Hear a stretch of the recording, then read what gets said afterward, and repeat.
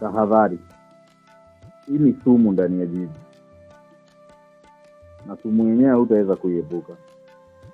Kuna watu na maustadhi hivi wanakuwa wana advertise mambo ya mafanikio kwenye jicho la tatu.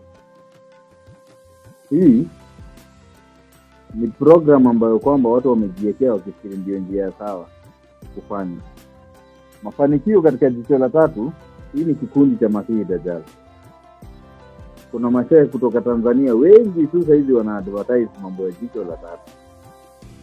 Hii ni kundi la Masihi Dajjal, tahadharini nayo sana.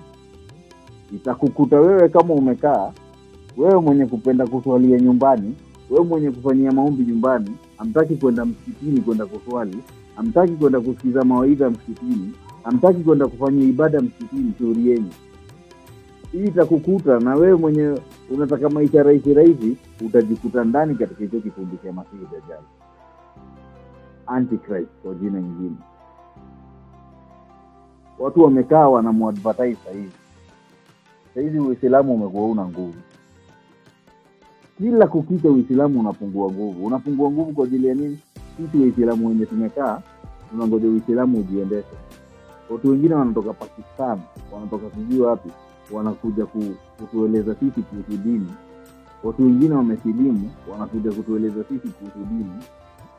Jamani, oneni haya sana. Maisha sasa hivi ni mafupi sana. Kuna tahadhari ambayo kwamba inakuja. Chungeni watoto wenu na hii tahadhari. Elekeza mtoto wako katika njia sawa. Bila hivyo utajutia wewe na mimi pia nitajutia. Elekezeni watoto wenu katika njia sawa. Sasa hivi dunia imechafuka. Juzi kuna Qur'an watu walikuwa wanashare sana. Watoto wamejipanga hivi kama kwaya. Wale watoto wamejipanga kama kwaya wanakuwa wanaisoma Qur'an. Na watu wako hapo kando wanalia mashallah. Hawataridhika Mayahudi na Manaswara mpaka mfuate mila zao, pumbavu nyinyi. Hiyo mila ya kwaya imetoka wapi? Ni mila ya Mayahudi na Manaswara.